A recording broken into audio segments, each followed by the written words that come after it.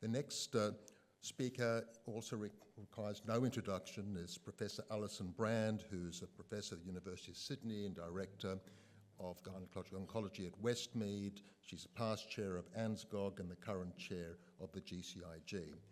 And she's going to be addressing the question, are gynecological oncologists obsolete? And the answer, of course, is yes, but, but not really. Don't take me on, okay? Don't take me on. I've got 20 minutes. You've got 2 seconds. In the era of targeted therapy. So why surgery matters more than ever. Thanks, Alison. So thank you very much to the organisers for asking me to speak. And yes, I did feel like I needed to have a somewhat provocative title because I feel like I am a little bit of outnumbered here. But I hope that you'll all come to realise that surgery, in fact, matters an awful lot. And so, as David has, and the other thing is I'm grateful to be moved up the totem pole, because in the past I've been asked to come here and I've been at the very end of the program as part of a panel speaker, and now I'm at the beginning of the program, sandwiched in between the greats like David and Claire, and so I'm not sure if I'm the meat in the sandwich or the rose between two thorns. I'll leave you to decide that. So, as David has said, the problem with targeted therapies is that they are targeted, and that means they'll work for a very, very, very small percentage of ovarian cancer patients. Surgery, on the other hand, can be used in a targeted fashion at lots of levels on the ovarian cancer journey and diagnostic pathway. Just moving a little bit here because I just have a few notes here and I can't see them. Where does surgery fit?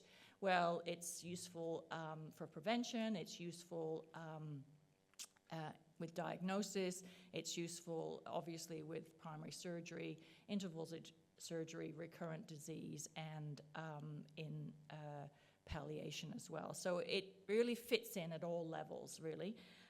And where do targeted therapies fit? Well, no, not so much, okay? So not any good in prevention except maybe the PREVENTOR trial, which is a targeted therapy used for, that's being proposed to use for patients with who might be at high risk, but that's just in the conception phase. It's not of any use for diagnosis. It's not for any use. It's useful, obviously, after surgery. It's useful after, sorry, I have my glasses. I can't see either up here or down there. So I can't see my slides, actually, is what my problem is. Is there any way to make beautiful, that's bigger, that's great, better, yeah. And it's useful for recurrent disease and may be useful with palliation. So, so an issue, really. So let's just talk about the areas in which surgery is very, very useful. So we think that prevention of ovarian cancer is really important because unlike any other treatment we might have, the disease-free survival for preventative surgery is about 100%. And if surgery were a drug, the surgeons would be lauded all over the world. But so prevention is really an important part, and maybe one of the most important parts of ovarian cancer treatment. And so I put this slide in because I wanted to remind everybody that even surgeons are not immune to the lure of media hype that occurs so often with targeted therapies that are announced in the media. And so in 2010, when the Vancouver group suggested that maybe opportunistic salpingectomy might be a way to reduce cancer incidence in the general population, the media release, and it was a media release that announced this to the world. It was not a peer-reviewed journal, but in a media release, they said that, I still can't see it. Can we make it bigger? Sorry. These glasses are new, and I don't like them at all. But in the media release, the black was what the media release was, and the red was what was actually meant. So they said that 50% of ovarian cancers could be reduced if patients had opportunistic salpingectomy. What they really meant to say was up to 30 to 50% of patients who had epithelial ovarian cancers could have a reduction if they had both opportunistic salpingectomy and if all women who had a BRCA mutation were tested and had treatment. So I had a little bit of concern about the way this was all presented and that it was a modeling study. It wasn't like it was a randomized controlled trial. But I think the proof is in the pudding. So Hanley et al. Reported on a prospective trial or a prospective study of women in, I think there was about 3,800 women who had hysterectomy alone versus those who had opportunistic salpingectomy, and the expected rate of serous ovarian cancers in that group that had no salpingectomy was about 5.7, and the actual rate that was seen in those that had the opportunistic salpingectomy was 0. So I think there's reasonable evidence that this is a thing that's going to work. It works for serous cancers. It doesn't work for other cancers, so ovarian cancers. So the observed rate and the expected rate were not 0 in the all ovarian cancers. And just in case you think there was something special about what was done with a salpingectomy, that it kind of prevented all cancers, the rates for breast cancer and bowel cancer were the same. So it just works with high-grade serous. So what about this in Australia? So in 2014, I got one of my registrars to do a survey of ONGs in Australia and find out what they thought about the whole thing. And at that time, 70% of obstetricians, gynecologists would offer it, because this is going to be the people that would offer it. And now it's recommended by multiple societies and colleges, and I think the uptake is probably much higher. I know that certainly in our hospital we take out tubes right, left, and center if the patient doesn't need them anymore. So what about prevention for high-risk patients? So I think it's really standard of care now to do risk-reducing salpingo-oophorectomy or risk-reducing surgery in BRCA mutation carriers at either age 40, up to age 40 for BRCA1 and 45 for BRCA2 because of the increase in ovarian cancer at those ages. It causes a reduction in ovarian cancer mortality, breast cancer mortality for some segments, and all-cause mortality. But there is a problem. As I say to my patients in the risk management clinic, no ovaries, no eggs, therefore you have to complete your family. And then the second problem, which is often a bigger problem, a bigger concern, is no ovaries, no hormones, and therefore menopause. And whilst I've always believed that hormone replacement therapy can alleviate many of the issues around menopause. There was the WHAM study that was conducted here in Australia and elsewhere, which showed that hormone replacement therapy is not a panacea for all the symptoms and the concerns you might have about premature menopause in these patients. Yes, it will alleviate the hot flushes, but there's other issues such as cardiovascular health, bone health, issues around depression and various other things. So it's not a panacea. So one thing that has come up is, well, do we really have to take, if we think that the tubes are the source of all problems, do we have to really take the ovaries? Because taking the tubes is easy and it doesn't cause any problems whatsoever. Why wouldn't we just take the tubes? And I think that's a reasonable question to ask. And in fact, there is a study called the Tuba-Wisp trial, which is already open in the Netherlands, and we're hoping to get some funding for it to open it in Australia. Martha Hickey's leading it from Melbourne, and basically what they're suggesting is a non-inferior patient preference study, because you're not going to be able to randomize patients to having surgery that they don't want versus not having surgery, and basically delaying the oophorectomy by about 5 years. So women who have BRCA1 mutation would be delayed to age 45, and BRCA2 patients would be delayed to age 50, and therefore theoretically avoid all of the problems with menopause. So watch this space. They need 3,000 patients. They need to follow up for 15 years. It's a huge trial. It's going to cost an awful lot of money. So if you want to make donations to the cause, see me later, okay? So diagnosis. Well, tumor is the rumor, but tissue is the issue, okay? So how do we get that tissue, and what, how, when, and how much? So do we use ascites or do we get histopathology? And I think Linda will say she prefers histo tissue that you can examine histologically. Do we get that via interventional radiology, or do we do a laparoscopy? Do we do that pre-treatment, or we do it at interval debulking? Do you want just a little scrap of tissue, or do you want a big lump? I remember years ago, one of my pathologist mentors said, I used to phone him up and say, Dr. Saeed, did you find cancer? And he would say, Alison, I didn't see any cancer in this scrappy little tissue that you gave me, but, you know, it's not big enough for me to make any decision about it. So, you know, bigger is better for sure. So, and the other thing is that, and thanks to Anna for providing this slide, the other thing is that, you know, we need good tissue to do molecular testing. It's not just the histopathology that we need it for good testing. And so, this slide is self-explanatory. Green is good, red is bad, and yellow is in between. So we get the best tissue for molecular testing at the primary diagnosis before they've had chemotherapy. The problem with interval debulking surgery is that tissue is not as good for doing molecular testing.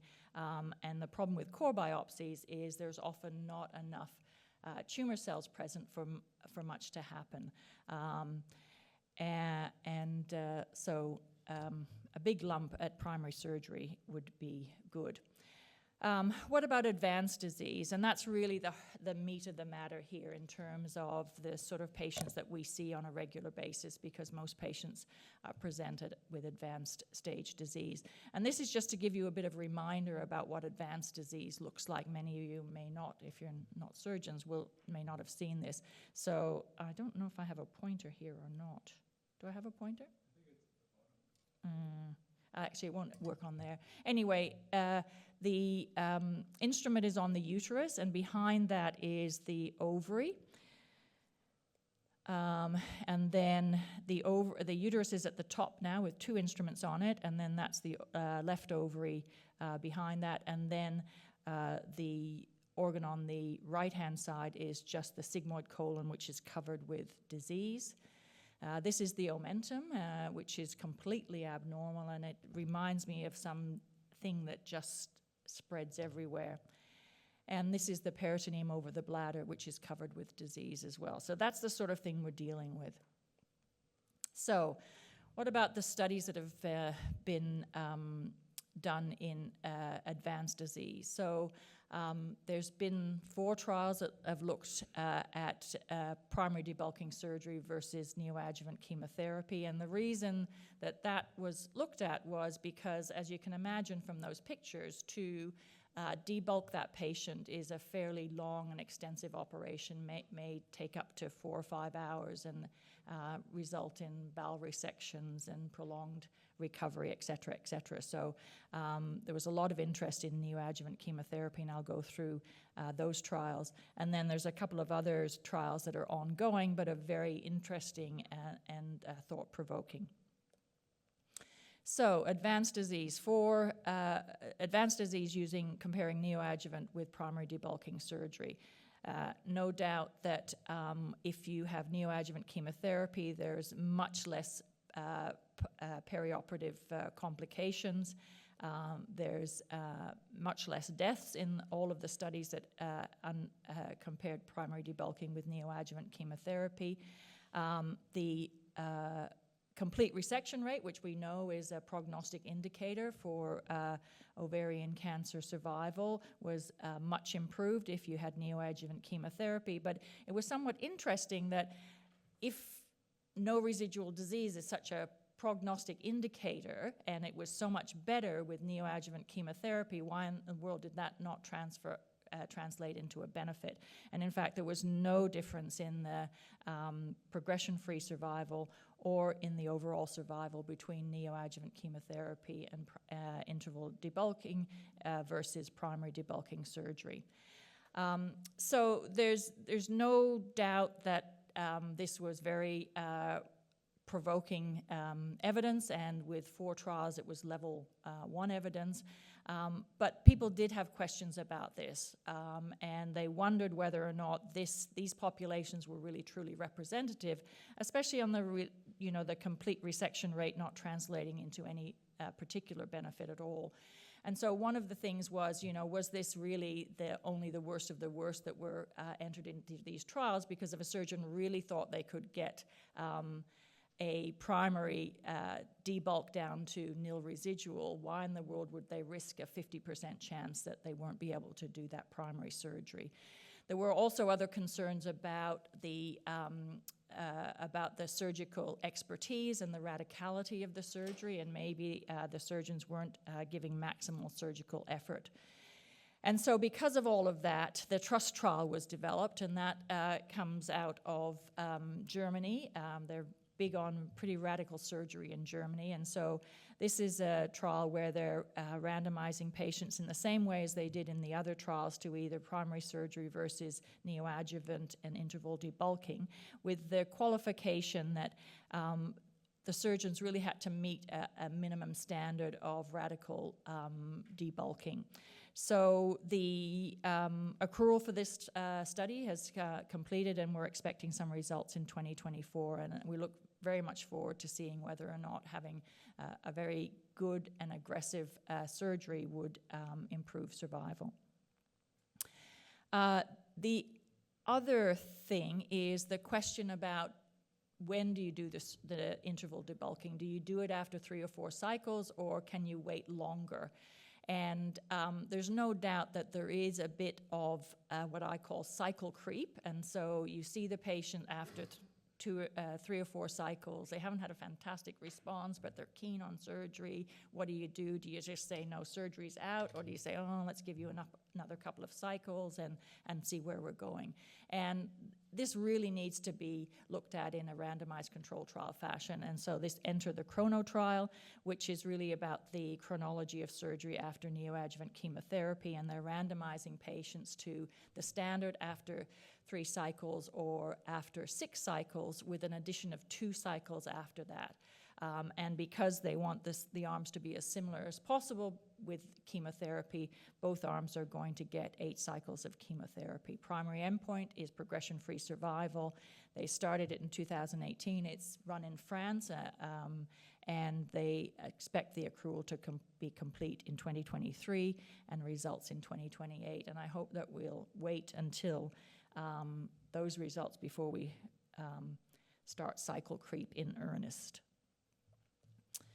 So what about heated intraperitoneal chemotherapy? So the HIPEC 1 trial came out in 2018. It was run from the Netherlands, but had input from other countries as well, and basically showed benefit to heated intraperitoneal chemotherapy after neoadjuvant chemotherapy, with a recurrence-free survival benefit in the surgery plus HIPEC group, and an overall survival benefit.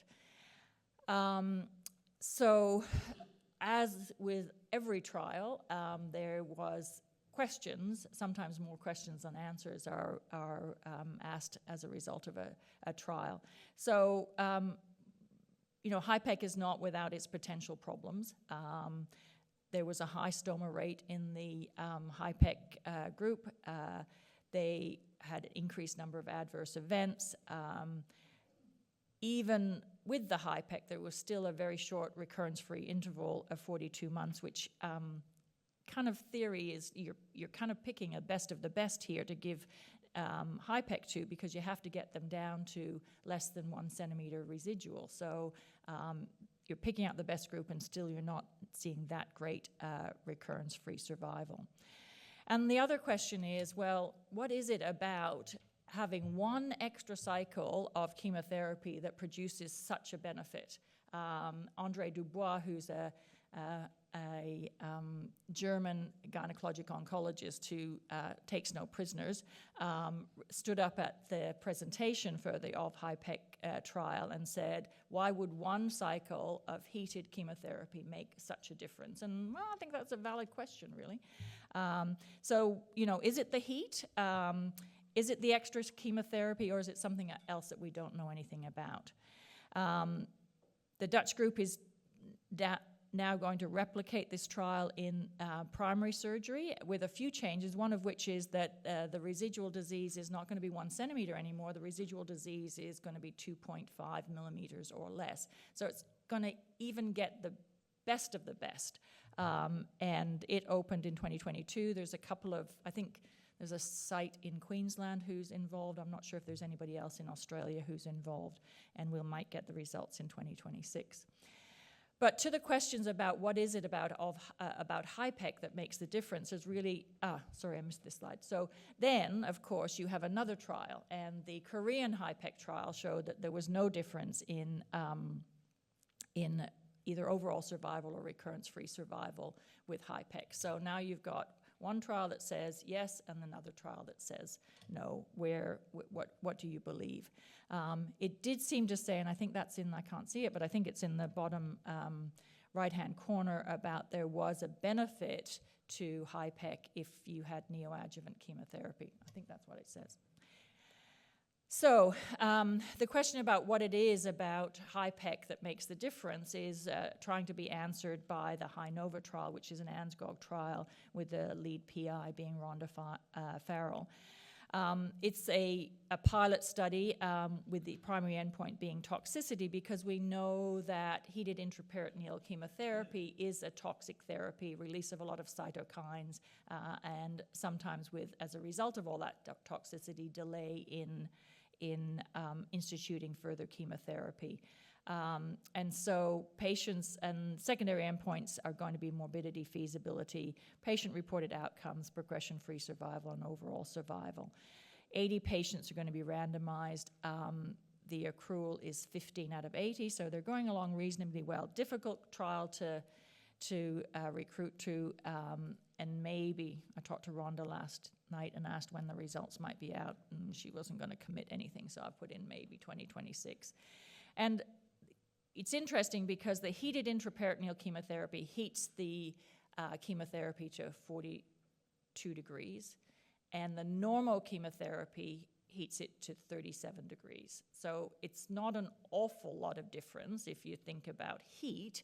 On the other hand, if you think about patients who become febrile, by the time they get a fever of greater than 42 or 43, sometimes they can die. So you can see why a difference of 5 degrees might make a huge difference in vivo. I've only got 45 seconds. Finally, recurrent disease. So I don't know what you guys do when you prepare a talk, but I Google the title and then see what comes up. So my title was, "Why is surgery more important than ever in ovarian cancer?" from Dr. Google, and I came up with this. And it was that surgery is very important. That was the first thing that came up. Second thing was that whilst it was somewhat controversial in the 70s, surgery is really important. Thank you. And then it came up with these two other things that say surgery for recurrent ovarian cancer may help selected patients, and surgery for recurrent cancer does not help selected patients. So GOG 213 was a trial that came out in 2017, randomized patients with recurrent disease to chemo alone versus chemo and surgery. And of note, 84% had bevacizumab, and there was no benefit to the surgery group versus the chemo alone group. And so Elise Cohn, who many of you might know, said this is a well-designed study and should be practice-changing. Okay, so enter Desktop 3, which is a study run through the Germans and AGO. They also did the same thing. The difference was they had very strict criteria about who would be eligible for the trial. So they had to have very good surgery at the very beginning, they had to have no ascites, and they had to have a good performance status. And they found that there was a benefit to surgery.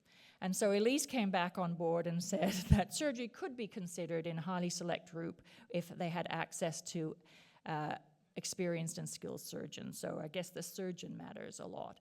And in an editorial that accompanied this desktop 3 trial publication was what I thought really was the heart of the matter. And it said that few U.S. women with ovarian cancer are treated at hospitals that do high-volume surgery for recurrent ovarian cancer.